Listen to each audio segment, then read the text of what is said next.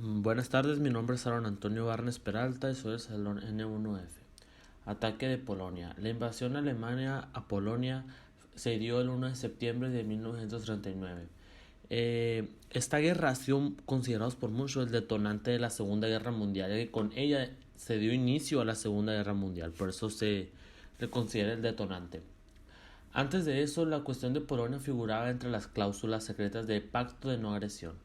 Esa cláusula la firmó Alemania y la URSS en agosto de 1939. En ella se estipulaba que el país sería anexionado y dividido en dos áreas, una para los soviéticos y la otra para los alemanes, para que no hubiera ningún tipo de conflicto entre ellos. Lo separaron en dos distintas partes, ¿no?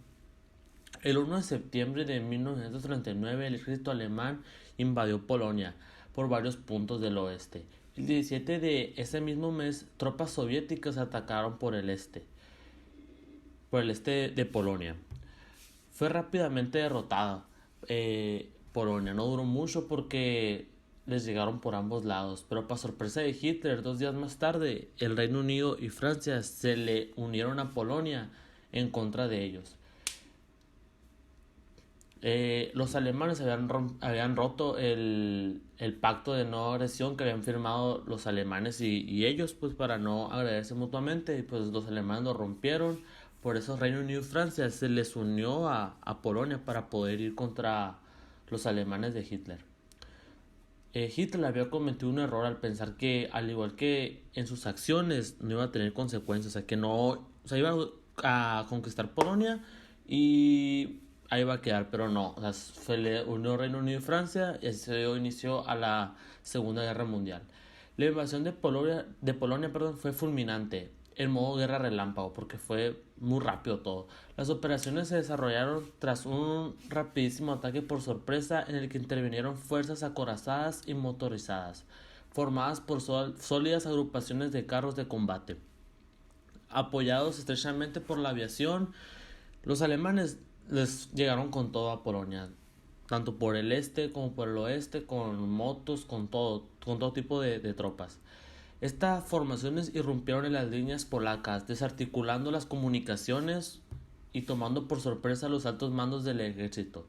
Pese a su firme oposición a la capacidad de respuesta de los polacos fue minimizada. O sea, los polacos no tuvieron oportunidad contra los alemanes y así Hitler se pudo llevar su primera victoria, ¿no? O sea, que fue cuando le logró ganar a los polacos.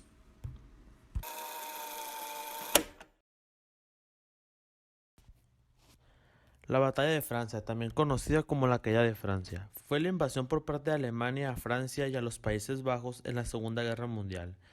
Francia había declarado la guerra el 3 de septiembre de 1939 a Alemania, luego de que los alemanes invadieran Polonia. A comienzos de septiembre de 1939, Francia lanzó la fallida ofensiva del Sarre, y para mediados de octubre las tropas francesas habían vuelto a su posición original. Alemania abrió fuego el 10 de mayo de 1940 y al cabo de solo 6 semanas derrotó a las fuerzas aliadas y conquistó Francia, Bélgica, Luxemburgo y los Países Bajos, terminando con las operaciones terrestres en el frente occidental hasta los desembarcos aliados en Normandía. El 6 de julio de 1944, Italia entró a la guerra. El 10 de junio de 1940 invadió Francia desde los Alpes. Esta batalla, duró 46 días, desde el 10 de mayo hasta el 25 de julio de 1940. Los resultados de esta batalla fue la rendición de Francia ante Alemania, la ocupación de Alemania del noroeste de Francia, incluido París, o sea, él logró tener París, Alemania, y la creación de la Francia de Vichy. Vichy se le llamó a un gobernante, ¿no? que estuvo en ese tiempo.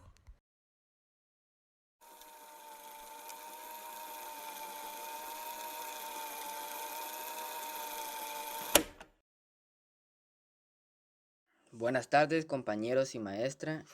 Les voy a hablar sobre la Operación León Marino. La estrategia desarrollada se basaba en una completa aniquilación de la RAF, que permitiera que la Wehrmacht un desembarco sin contratiempos en las costas británicas.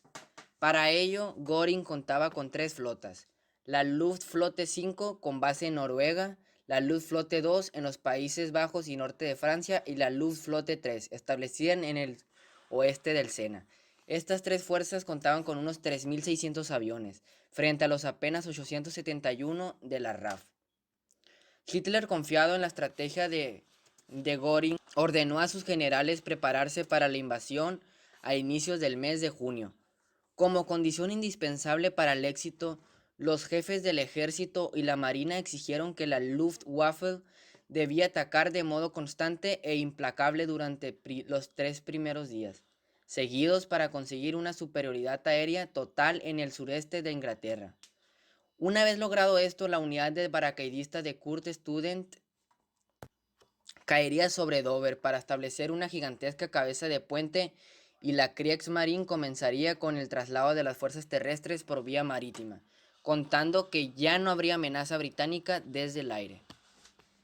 Durante los primeros momentos pareciera que las bravatas de Göring se cumplirían, ya que los aviones alemanes eran superiores a los ingleses.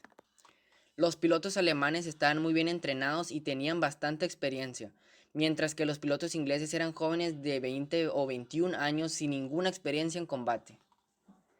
Los objetivos de las bombas alemanas en esta primera etapa no eran atacar las poblaciones civiles, sino las instalaciones industriales más cercanas a la ciudad de Londres. Sin embargo, las cosas empezaron a pintar mejor para los británicos con la puesta en escena de forma masiva de un caza llamado a convertirse en leyenda, el Supermarine Spitfire. Por fin, los ingleses tenían una caza capaz de hacer frente al magnífico ME-109.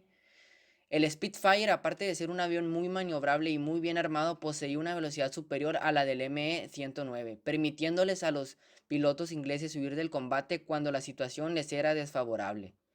Puesto que los pilotos ingleses rechazaban siempre que les era posible el duelo en el aire, Göring a mediados de julio de 1940 decide cambiar la táctica y combatir no sobre el Canal de Mancha, sino sobre el suelo inglés. Los objetivos variaron y dejaron de concentrarse en las industrias para dedicarse a los bombardeos de los aeropuertos.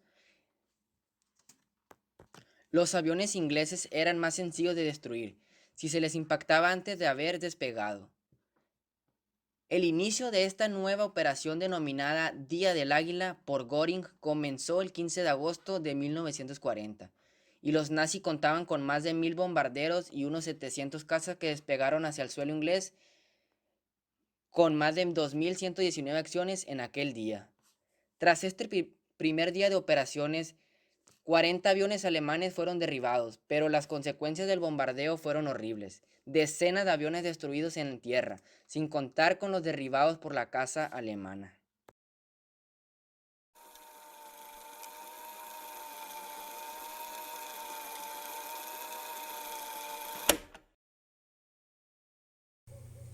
Soy Leslie Jimena Morales Navarro del grupo N1F y les presentaré la batalla de Inglaterra.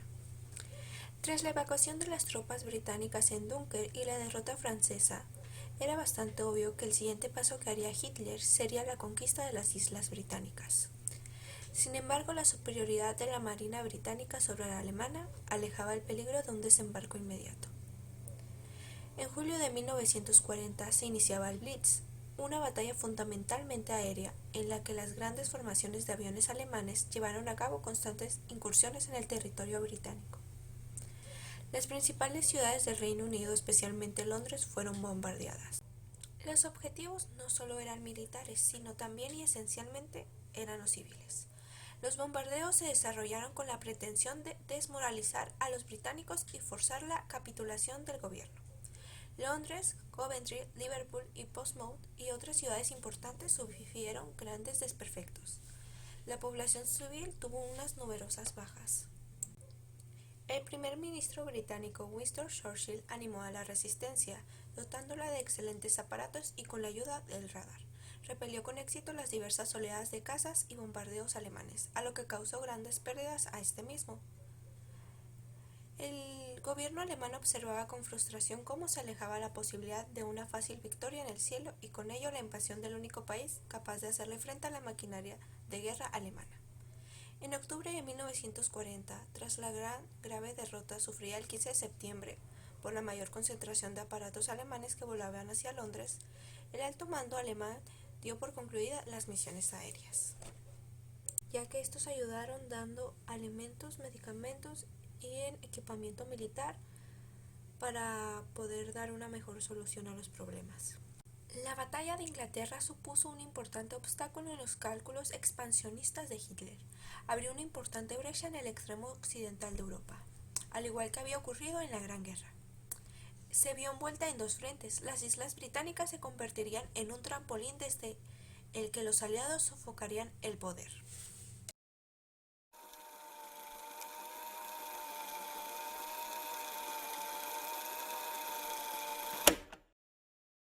Hola, ¿qué tal? Yo soy Francisco Leonardo y yo les voy a hablar sobre el tema Italia ataca. La participación de Italia en la Segunda Guerra Mundial tuvo dos fases bien diferenciadas.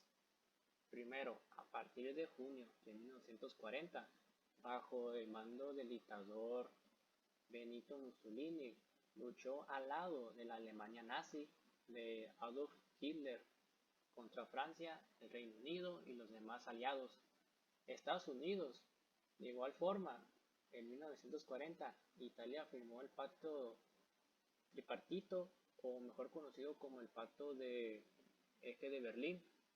Roma, Tokio, junto con la Alemania nazi, en la que se adhería el Imperio de Japón. En la segunda fase, a partir del derrocamiento de Mussolini en el verano de 1943, el rey Víctor Emanuel III y su nuevo gobierno firmaron un armisticio y se alinearon con los aliados, mientras que los alemanes se hacían con el control de gran parte del país, donde crearon una república de títere presidida por Mussolini. Así de 1943 a 1945 hubo tropas italianas en ambos bandos del conflicto y a veces luchan unas con otras, en las que se vino a hacer una guerra civil entre la Segunda Guerra Mundial.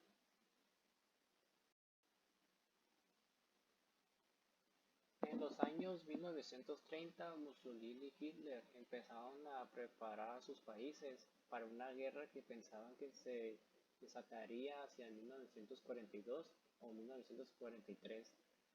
A ambos les sorprendió que Francia y Reino Unido le declararon la guerra a Alemania en 1939 a raíz de la invasión alemana de Polonia.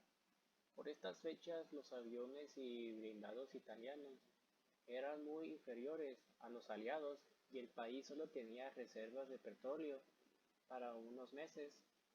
Dada la falta de preparación de Italia para la guerra, Mussolini optó inicialmente por mantenerse neutral en el conflicto. Fue solo a finales de junio de 1940, cuando Francia estaba invadida, prácticamente vencida por los alemanes, que Mussolini entró en la guerra al lado de Alemania. Su ejército atacó sin éxito al sur de Francia. Si bien su intervención le permitió ocupar una parte del país, tras el armisticio, simultáneamente las fuerzas armadas italianas iniciaron una larga lucha contra los británicos en la batalla de Mediterráneo y el continente africano.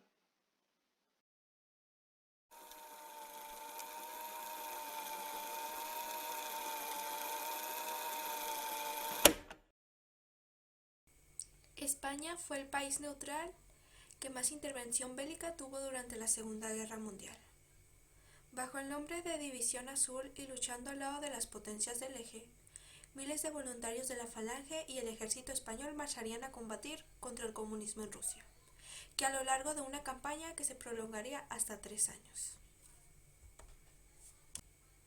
En Madrid, el ministro de Asuntos Exteriores de España, Ramón Serrano, propuso al jefe de Estado y caudillo Francisco Franco la intervención militar de la nación mediante la creación de una división de voluntarios que marchase a combatir la URSS. A pesar de las dudas al respecto y de la posición diplomática, esto se hizo posible. Respecto a la conflagración, finalmente tras un par de horas de reuniones y consultas por carta al mismo Adolf Hitler en Berlín, Franco la autorizó y participó en lo que sería la Operación Barbarroja. Diversas fueron las opiniones respecto al perfil de los voluntarios que se iban a enviar a Rusia. Por ejemplo, la Falange, la Fed Jones y el ministro Serrano Suñer querían una división exclusivamente falanguista, por ser el sector más ligado ideológicamente al nacionalismo alemán y el fascismo italiano que predominaban en Europa. Por otro lado, el sector más militarista y monárquico prefería una unidad conformada por soldados profesionales del ejército español y no falangistas. A raíz de esta disputa, Franco tuvo que intervenir para contentar a los dos sectores, autorizando la presencia de falangistas en la tropa y también de oficialidad de las Fuerzas Armadas entre los mandos. Fue así como se bautizó el proyecto como la División de Voluntarios Españoles, es decir, DEP, aunque sería mundialmente conocida como la División Azul, en honor a las milicias falangistas de las camisas azules.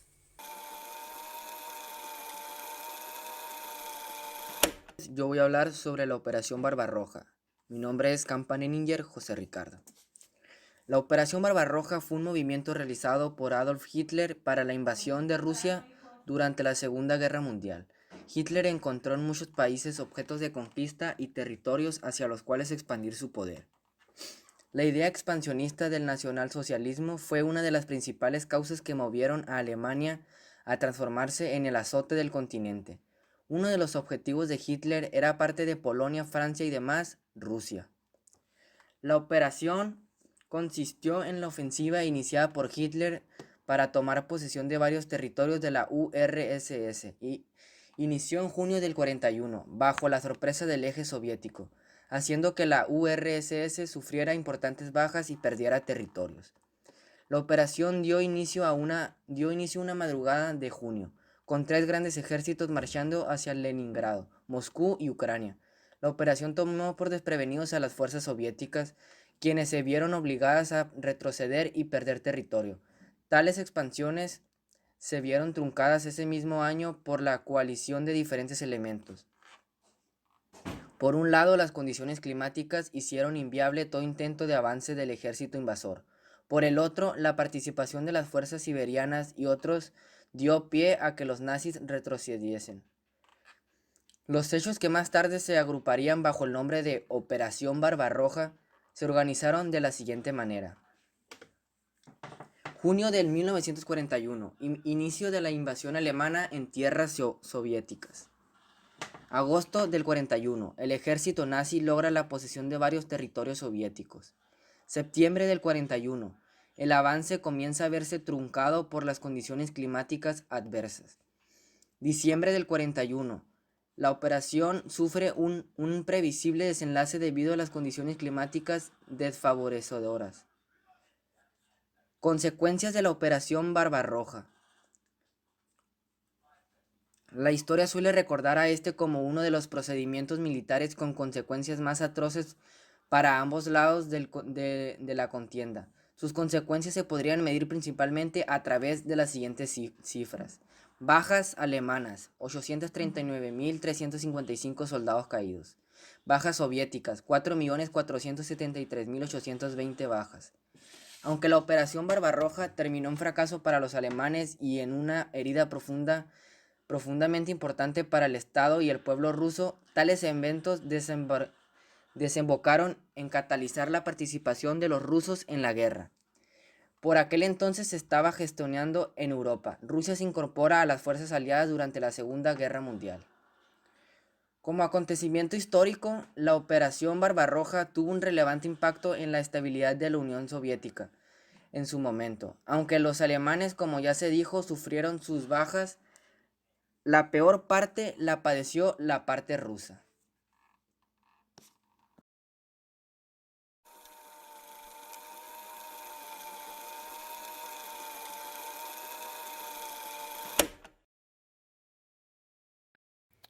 Buenas tardes, mi nombre es Andrés Armando Briceño Villegas y les voy a hablar sobre el ataque a Pearl Harbor.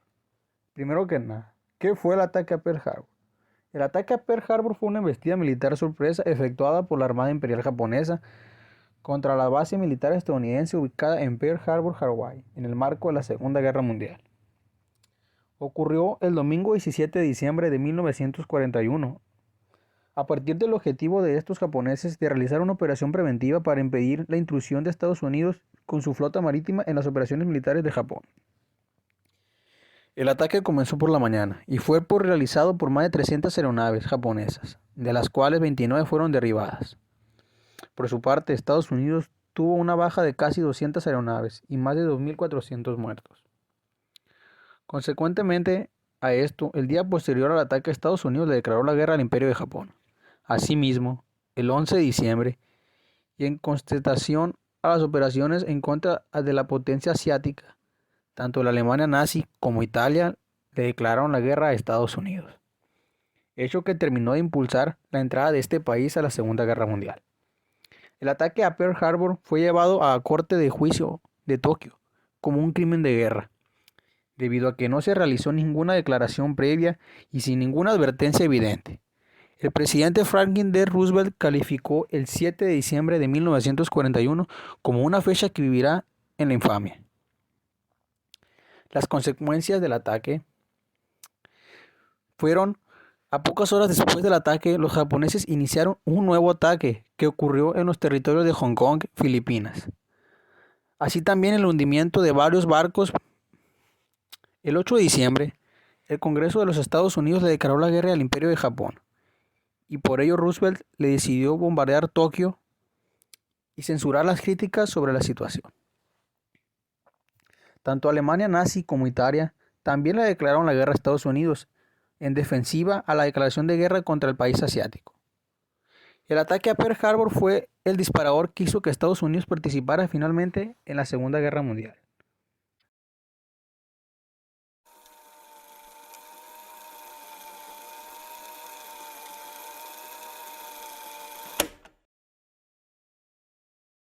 Avances tecnológicos de la Segunda Guerra Mundial. El motor a reacción. Estos motores solo eran parte de aviones que estaban a prueba al inicio de la guerra, pero con la premura del conflicto se comenzaron a aplicar aviones de combate. En Inglaterra ya existía esta tecnología, pero la habían dejado a un lado para darle importancia a otros asuntos. Los alemanes, por su parte, decidieron impulsar su desarrollo de armado en su avión, el M-262, cual superaba cualquier avión de los aliados, derribando en su primer vuelo a 5 aviones, en un solo vuelo. Las linternas de dínamo, uno de los pequeños inventos que hoy en día utilizamos. Son linternas que consiste en fuente de luz que pueden activarse gracias al uso de una asa colocada en la parte superior de la misma.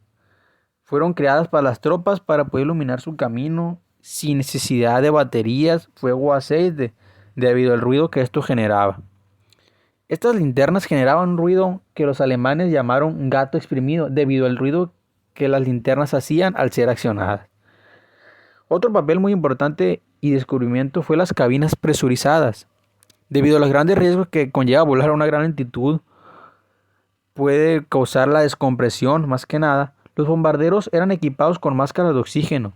Sin embargo, estas no eran completamente funcionales y dificultaba el movimiento de quien las portaba.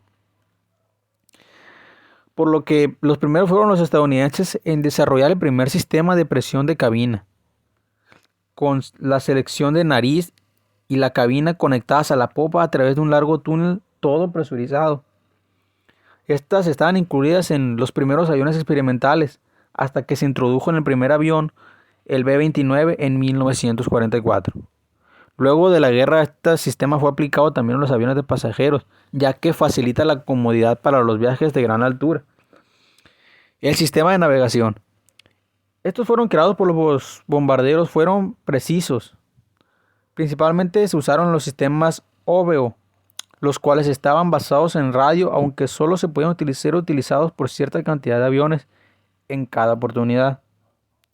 Luego de esto se desarrolló el sistema G, el cual se podía ser utilizado por varios aviones a la vez y se basaba en tecnología de radionavegación.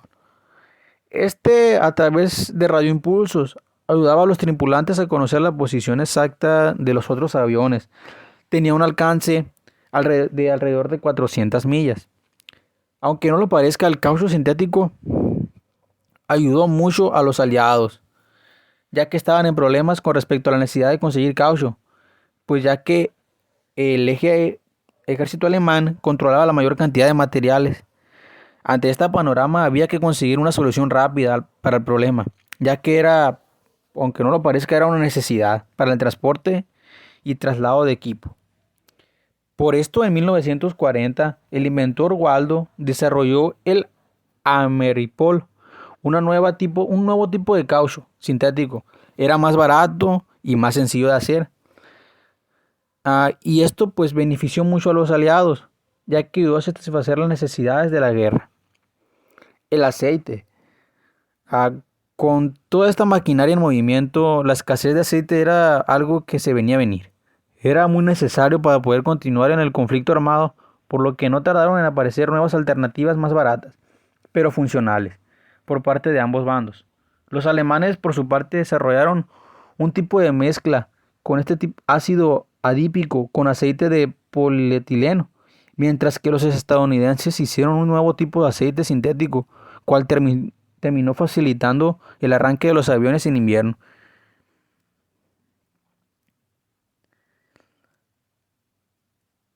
También conocido como B-2, este potente misil pudo haber acabado con 2.500 personas.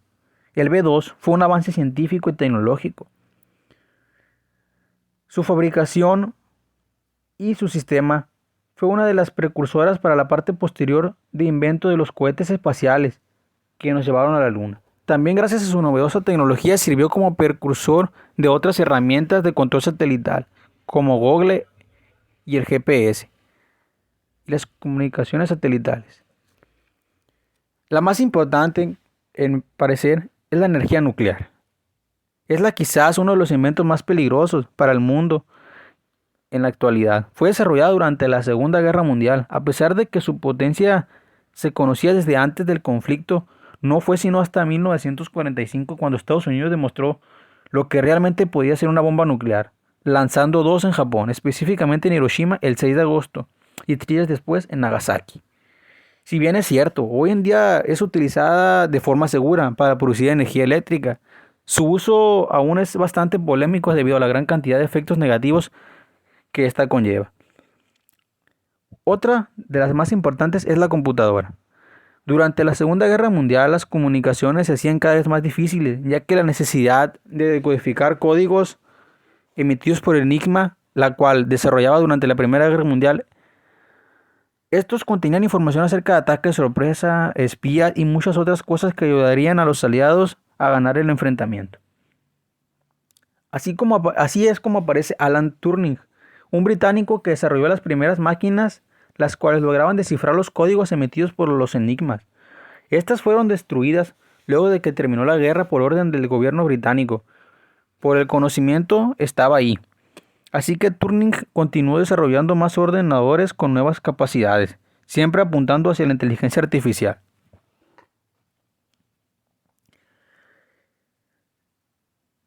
Identificación por radiofrecuencia. Esta nació como una técnica de espionaje que incluso hoy en día seguimos utilizando en miles de aparatos que usamos diariamente. Consiste en un sistema de almacenamiento de datos remoto en el cual no se necesita electricidad y cuyo propósito es transmitir información mediante ondas de radio. En la guerra, un dispositivo de este estilo elaborado por León fue insertado en un regalo que enviaron a la embajada de Estados Unidos, el cual fue colgado en una de las paredes del estudio y se mantuvo transmitiendo las conversaciones privadas que éste tenía en su despacho durante 7 años. El resto es historia.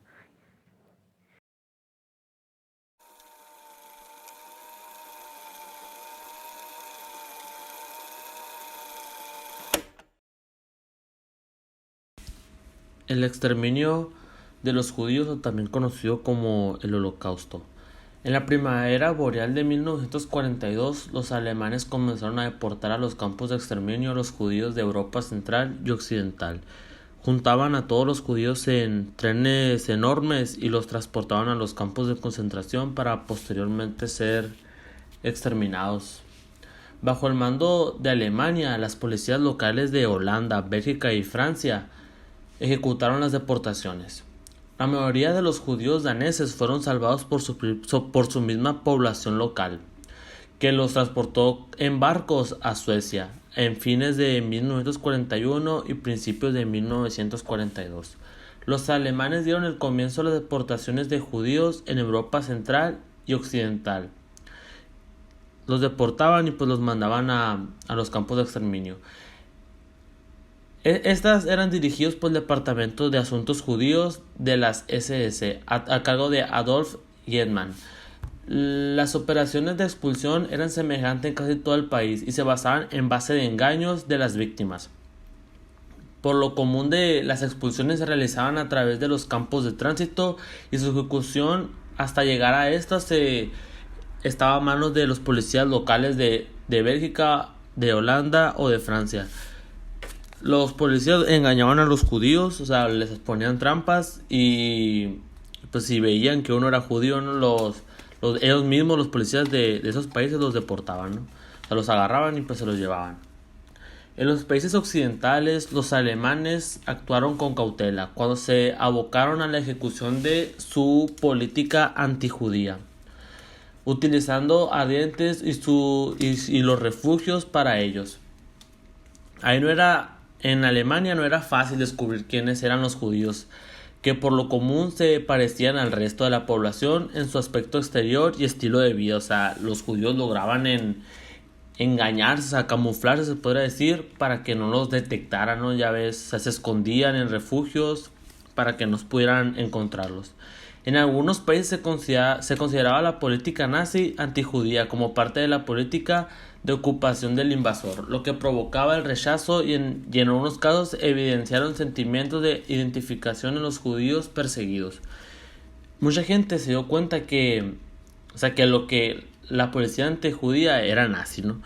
Y pues mucha gente que no era judía reprobaba eso, que de los nazis.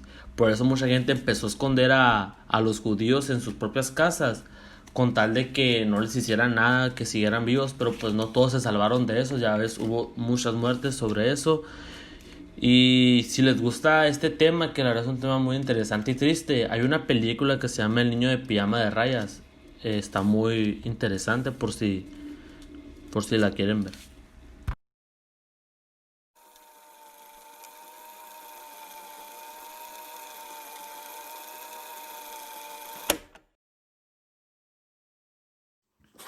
Buenas tardes, compañeros y profesora. Les voy a hablar sobre la batalla de Stalingrado. La batalla de Stalingrado fue un conflicto armado ocurrido entre 1942 y 1943, en el que Alemania y la Unión Soviética se enfrentaron por el control de la ciudad de Stalingrado, Rusia. Los bandos que participaron en esta batalla fueron Alemania nazi, con las fuerzas militares alemanas Wehrmacht y los aliados del Eje, Unión Soviética con el Ejército Rojo defendiendo el territorio de la ciudad de Stalingrado. La batalla ocurrió precisamente desde el 23 de agosto de 1942 al 2 de febrero de 1943, dentro del marco de la Segunda Guerra Mundial y a partir del deseo de Hitler de expandirse industrialmente y conquistar las rutas del petróleo del Cáucaso, que estaban en manos de la Unión Soviética. Ante esta ofensiva, los rusos lograron defenderse de manera tal que vencieron a Alemania. La batalla de Stalingrado fue un punto de inflexión durante la Segunda Guerra Mundial, ya que debilitó a las fuerzas alemanas y aceleró el declive de Hitler, lo cual acercó al nazismo a su final. Causas y consecuencias de la batalla de Stalingrado. Causas. La principal causa de este conflicto armado fue el deseo de la Alemania nazi de avanzar sobre los territorios de la Unión Soviética, con el fin de convertir dicha nación en una colonia alemana. En aquel entonces, la ciudad de Stalingrado poseía un gran potencial industrial, ya que tenía el acceso a los campos petrolíferos del Cáucaso y las rutas marítimas de la zona. Esto era de gran interés para Hitler, quien deseaba aprovechar comercialmente los territorios de los soviéticos para mejorar los ingresos de una Alemania en plena guerra. Además, si conquistaban esta ciudad, los nazis aseguraban de contar con un fácil acceso al mar Caspio, a través del río Volga, donde también se extraía petróleo. Consecuencias. Las principales consecuencias causadas por esta batalla fueron las siguientes. Gran punto de inflexión durante la Segunda Guerra Mundial, ya que luego de esta batalla Alemania nazi nunca volvió a recuperar su gran poder militar, lo cual significó el comienzo de su fin. La ciudad de Stalingrado quedó devastada, las edificaciones quedaron destruidas y la población severamente afectada. Murieron más de 2 millones de personas entre soldados y civiles, además de una gran cantidad de heridos y enfermos en lo que fue una de las batallas más sangrientas de la Segunda Guerra Mundial. La victoria de la Unión Soviética impulsó a los aliados a resistir y hacer retroceder a Alemania, consiguiendo la victoria de la Segunda Guerra Mundial. Además, la Unión Soviética se convirtió en una potencia militar y política a nivel mundial.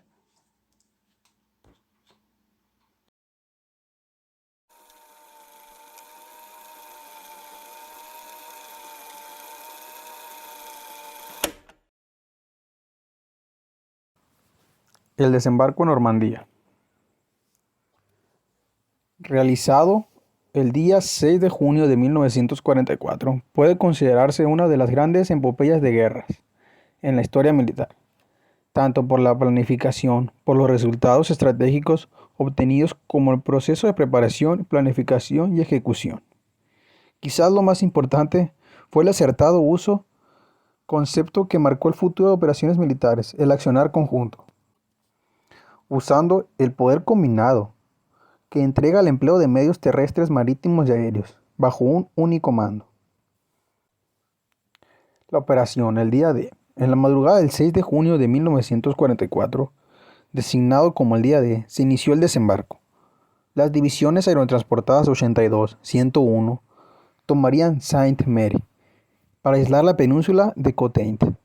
La sexta división aerotransportada británica tocaría tierra al oeste de Caen y se apoderarían de los puentes sobre el Orne, evitando que los alemanes hicieran llegar refuerzos. El desembarco anfibio se ejecutó entre el norte del canal de Carantenan y el río Orne, designando 5 playas de desembarco: la playa de Utah, Omaha para las fuerzas estadounidenses, y Gold y Juno y Sword para las fuerzas británicas, canadienses y fuerzas aliadas. Luego se penetraría lo más rápido posible para tomar el puerto de Cherburgo, el nudo de carreteras de Caen y los aeródromos de la zona, mientras los británicos y canadienses se enfrentaban a los alemanes alrededor de Caen. El primer ejército norteamericano lanzaría un ataque hacia Cherburgo. El desembarco fue apoyado desde el mar y desde aire, en forma permanente, que barrió con su artillería y bombardeó los fortines casamatas cerca de las playas, mientras la aviación aislaba totalmente la zona, impidiendo que no solo llegaran refuerzos, sino que nadie saliera de la zona y nadie se desplazara desde el interior. El infierno en la playa Omaha. En contraste a las otras playas, Omaha se convirtió en una verdadera carnicería, por lo dificultoso del terreno y la efectividad de la división de infantería 352, la mejor división de infantería alemana que defendía ese sector. Solo después de mediodía y con grandes bajas se consolidó la cabeza de playa en ese sector.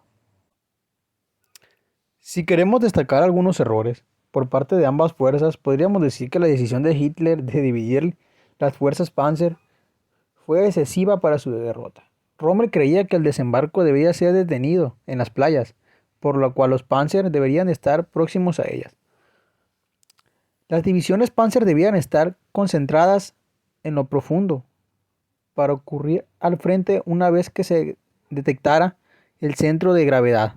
Las fuerzas aliadas aún pensaban que podían desembarcar en Calasias. Así, Rommel solo contaba con pocas fuerzas de Panzer.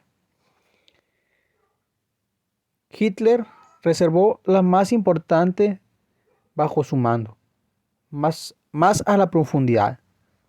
Se dio finalmente que Rommel temía los Panzer que no estaban en las playas no llegaron. Por su parte, los aliados no fueron capaces de aprovechar la sorpresa y el ímpetu propios de una ofensiva, y se frenaron por su afán de ocupar ciudades, que también fueron hábilmente utilizadas como centros de resistencia, logrando detener los esfuerzos mucho más allá de lo previsto por los aliados y causando grandes bajas. Esta batalla se distinguió por la inmensa cantidad de ingenio que permitieron salvar los problemas propios de este tipo de operación conjunta.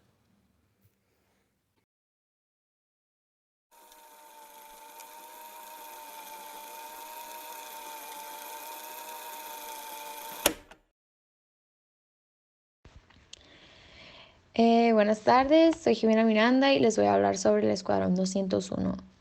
Es una unidad mexicana de combate aéreo que participó en la encuadrada dentro de la Fuerza Aérea Expedicionaria Mexicana. En 1945, el Escuadrón 201 ayudó a las fuerzas aéreas del Ejército de Estados Unidos a derrotar a Japón, en una alianza que transformaría drásticamente la relación entre ambos países después de la guerra. La primera y única vez que México participó en un conflicto bélico fuera de su territorio fue en la Segunda Guerra Mundial con el Escuadrón 201. Al inicio del conflicto militar, México sostuvo una posición neutral. En mayo de 1942, embarcaciones nacionales que abastecían a Estados Unidos de petróleo fueron atacadas en aguas del Golfo de México por submarinos alemanes. Debido a estas agresiones, el 28 de mayo de 1942, Manuel Ávila Camacho, quien era entonces presidente, pidió al Congreso declarar la guerra a las potencias del eje, conformadas por Alemania, Japón e Italia. Tras una evaluación de su situación económica y militar, México decidió contribuir al esfuerzo bélico de los aliados por medio de un contingente cuya participación fuese significativa sin representar un alto costo humano ni financiero.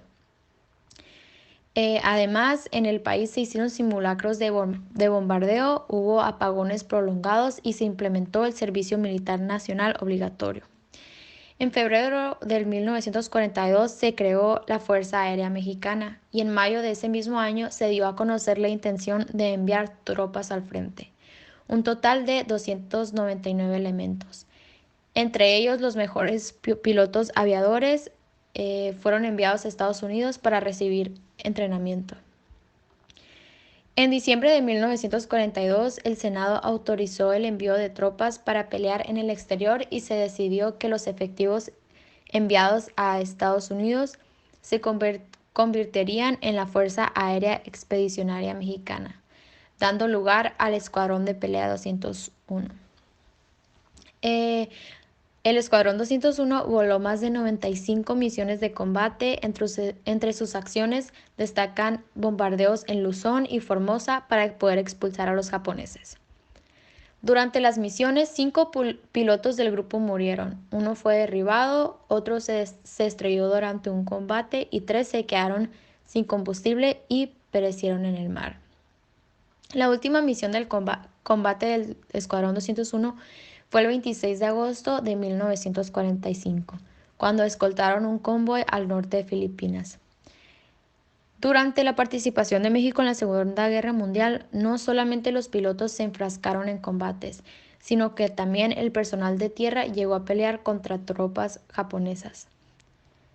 A las fuerzas mexicanas se les atribuye haber causado alrededor de 30,000 bajas a los nipones, así como la destrucción de edificios, vehículos, tanques, cañones antiaéreos, nidos de ametralladoras y depósitos de municiones del enemigo. El 18 de noviembre de 1945, el escuadrón volvió finalmente a la Ciudad de México en un desfile militar llevado a cabo en la Plaza de la Constitución para la entrega de la bandera al presidente Ávila Camacho. Tras su regreso de Filipinas, la Fuerza Aérea Expedicionaria Mexicana se disolvió.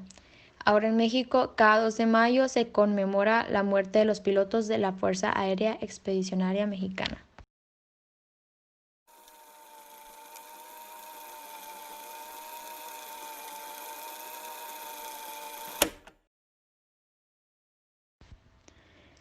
Mi nombre es Jimena Miranda Flores y les voy a hablar sobre la caída del Tercer Reich. Bueno, para empezar, el término Tercer Reich se usó a menudo para describir el régimen nazi, que se extendió desde el 30 de enero de 1933 al 8 de mayo de 1945. Todo comenzó con la llegada de los nazis al poder. Acabaron con la República de Weimar, que fue una democracia parlamentaria establecida en la Alemania vencida después de la Primera Guerra Mundial. Todo quedó bajo el control de los nazis, como la cultura, la economía, la educación y la ley. El régimen nazi también intentó coordinar iglesias alemanas, y así ganó el apoyo de la mayoría de los clérigos católicos y protestantes. Los funcionarios nazis usaron un gran despliegue de propaganda creada con cuidadosa destreza para apelar cuando lo ocuparan metas sociales, económicas y nacionales, para buscar atraer a los alemanes que no eran nazis. Hitler tenía la última palabra tanto en legislación nacional como en la política exterior.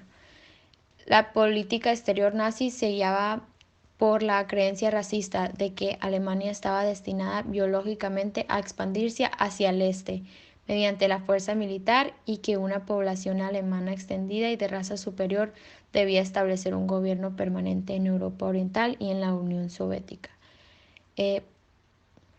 La ideología nazi requería la eliminación de los pueblos de raza inferior, como los judíos y los romaníes, también de los enemigos políticos implacables, como los comunistas, de las regiones de donde vivían alemanes.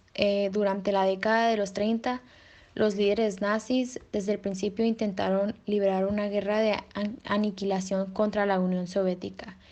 El gobierno nazi gastó importantes recursos durante los años de paz para preparar al pueblo alemán para esa guerra. En el contexto de batalla ideológica, los alemanes planearon e implementaron el Holocausto, el asesinato en masa de los judíos, a quienes los líderes nazis consideraban el principal enemigo racial. Había cierta oposición alemana a políticas o personalidades específicas del Estado nazi, a menudo expresada en disconformidad personal y actos individuales de rebeldía contra ordenanzas de los nazis. Y así se desarrollaron otros pequeños y aislados grupos de resistencia, incluso una resistencia comunista poco organizada. La vasta mayoría de los alemanes apoyó el régimen nazi hasta su caída. Alemania se rindió ante los aliados el 8 de mayo de 1945 y así se dio el fin al Tercer Reich.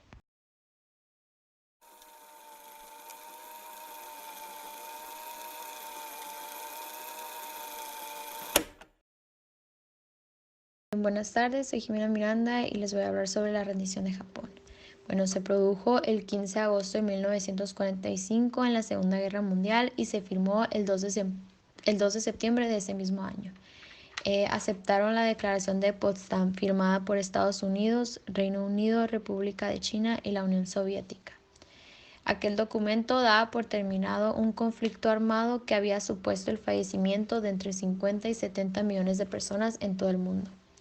Tras la derrota de Alemania y la rendición del Imperio de Japón, la Segunda Guerra Mundial terminó y comenzó la Guerra Fría. La rendición de Japón fue el acontecimiento que provocó el paso al sistema presidencial en el mundo. Fue el colapso final de las potencias del eje, que se caracteriza por la autocracia por una persona o un monarca, y la victoria del sistema presidencial o un sistema de partido único. Se piensa que Japón se rindió por el impacto psicológico de las bombas atómicas que el presidente Harry Truman decidió lanzar sobre dos ciudades llamadas Hiroshima y Nagasaki.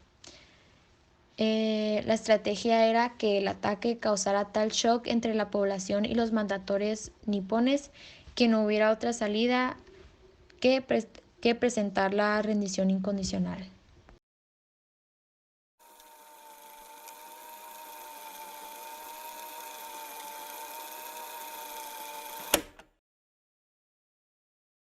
El suicidio de Adolf Hitler el 30 de abril de 1945, 6 días más tarde del escrito, Hitler se suicidó disparando una pistola en su cabeza. Desde el 16 de enero de ese mismo año, Hitler se había establecido en el búnker de la Cancillería, desde donde ejercía la presidencia del Tercer Reich, al que amenazaba tanto por el este como por el este. Para finales de abril, las fuerzas soviéticas ya habían entrado en Berlín y se dirigían al búnker. Días antes, el 22 de abril, Hitler sufrió un ataque de histeria ante el golpe de realidad de que Alemania no superaría la guerra. Según el testimonio de una enfermera del búnker, Hitler parecía enfermo y su brazo izquierdo temblaba fuertemente. Al expresar su intención de suicidarse, pidió al médico Werner Haas que le recomendase la mejor opción de suicidio. Haas le recomendó una dosis de cianuro seguido de un disparo en la cabeza. El acto definitivo para su decisión fue que lo que consideró como un intento de traición por parte de Heinrich Himmler de negociar con la Cruz Roja Internacional. Finalmente, la noticia de la ejecución de Mussolini le hizo jurar que no compartiría la misma suerte.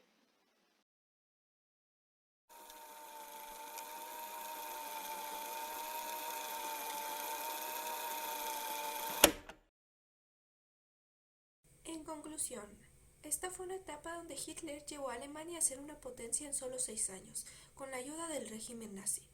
Esta fue una etapa en donde se pensaba que los alemanes eran una raza superior y se debía dar una solución a las demás razas, o sea, la eliminación de estas. La Segunda Guerra Mundial es hasta ahora el conflicto armado más grande de la historia del mundo. En dicho combate se enfrentaron las potencias del eje contra las potencias aliadas y en el cual murieron el 2% de la población en ese entonces, que sumaban unos 60 millones de personas. Existen muchas causas que originaron este conflicto, y entre ellas se destacan las invasiones de Alemania a Polonia, los ataques por parte de los japoneses a China, Estados Unidos, y las colonias británicas y holandesas en Asia, así como la derrota de Alemania en la Primera Guerra Mundial. Así como la Segunda Guerra Mundial quedará marcada como uno de los conflictos internacionales más masivos y destructivos del mundo, ya que esta base de gran cantidad de países quedaron sin un sustento.